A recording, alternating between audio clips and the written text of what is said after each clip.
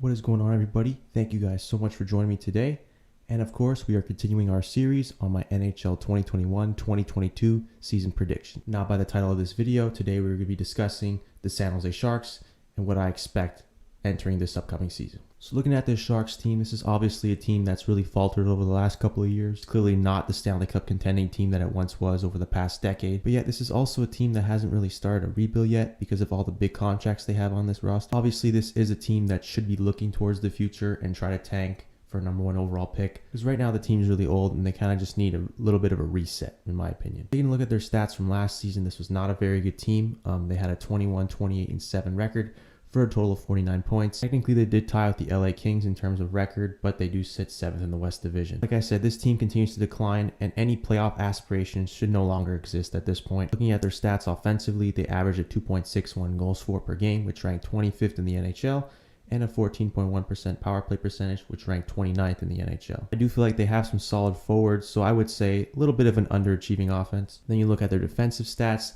they average a 3.5 goals against per game, which ranked 30th in the NHL, and an 80.4% penalty kill percentage, which was middle of the pack at about 14th in the NHL. But overall, I'd say these are pretty lackluster stats for the Sharks. There's no glaring strength really that I can identify. Taking a look at the top 5 leading scorers from last season, the leading scorer was Evander Kane, who had 22 goals and 27 assists for 49 points in 56 games. Despite all the personal things going on in Evander Kane's life, he did have a pretty good season. I'd say he clearly came to play because he was one of the few Sharks that actually showed up this season. Then in second, we have Thomas Hertl, who scored 19 goals and 24 assists for 43 points in 50 games. Hertl is one of those guys who's a little bit injury prone, especially over the last few years, but overall, he's a very solid center in this league. Then we have Logan Couture, who in 53 games scored 17 goals and 14 assists for 31 points. I'd say that's quite a disappointing year for Couture. I expected a little bit more from him. Then we got Timo Meyer, who in 54 games scored 12 goals and 19 assists for 31 points. I'm just realizing now I probably should have said he was tied for third in scoring with Logan Couture, but whatever. Timo Meyer is another guy who's very disappointing. He's still relatively young,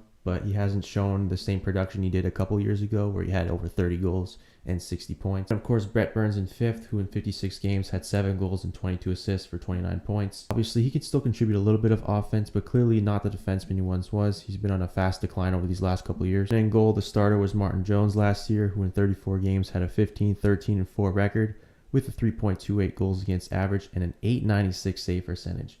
Atrocious stats. It's clear that Martin Jones is no longer a starting goaltender in this league because he's really fallen off a cliff over these past couple of years. Overall, this is just a team with a ton of disappointing pieces, and I don't see much of a future at this point. They really need to get younger and try to develop some guys because right now the team's a little bit older and I just don't know where they go from here. Now I'm going to give you guys my takes on what I feel the Sharks should do this season. If you look at the moves they made, honestly, pretty solid offseason. They did lose Martin Jones, but he's not the goaltender he once was, so let him go, whatever. It's not a big deal. To replace Jones, they did add James Reimer and Adin Hill, who are probably going to be that goaltending tandem for them this season. And honestly, I think that's a bit of an upgrade in goal. I feel like there's a lot more potential there, especially with Adin Hill, who in a small sample size was pretty solid with the Coyotes last year. They also added Nick Bonino, who's a pretty good bottom 6 center, can add some depth scoring to this team. But regardless, I still think this team's in for a rough year, and I just think it's over with this team and they really just need to blow it up. Now looking at the top 5 scorers that I have entering this season for the Sharks, basically the same exact 5 players that you saw from last year. Leading the team in scoring, I do have Evander Kane scoring 29 goals and adding 34 assists for 63 points. Obviously this is depending on his gambling situation, if the league is going to take any action, suspend him or whatnot, whatever's going on with that investigation. Obviously I don't want to get into that and my opinions on that. But as a hockey player, I still feel like he's pretty solid, top 6 option. Potentially trade bait for another team. He can make a Stanley Cup contending team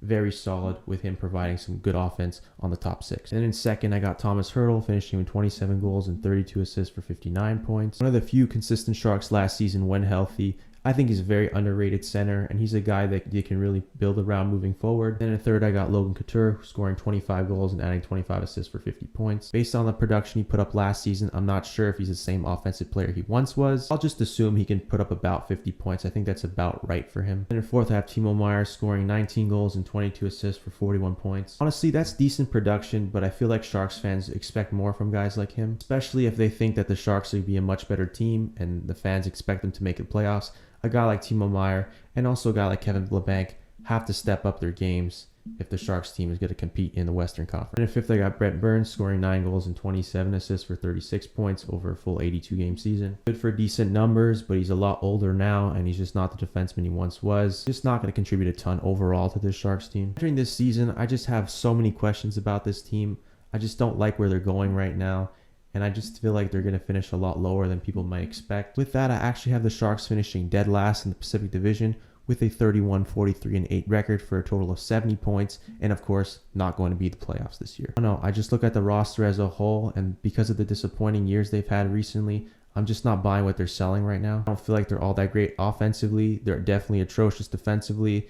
And in goal, still kind of mediocre in my opinion, even though they did make some good improvements. There's nothing really much I like about this team whatsoever. This is a team that I really think has an opportunity to really grasp at a rebuild right now and start selling off some assets this season. With that, I would expect them to take a massive nosedive down the standings, and probably they could even finish with less than 70 points, who knows. All I know is that it's pretty clear that this team's Stanley Cup window is officially closed, and they just need to sell off assets, blow it up, start it over. It's done in San Jose.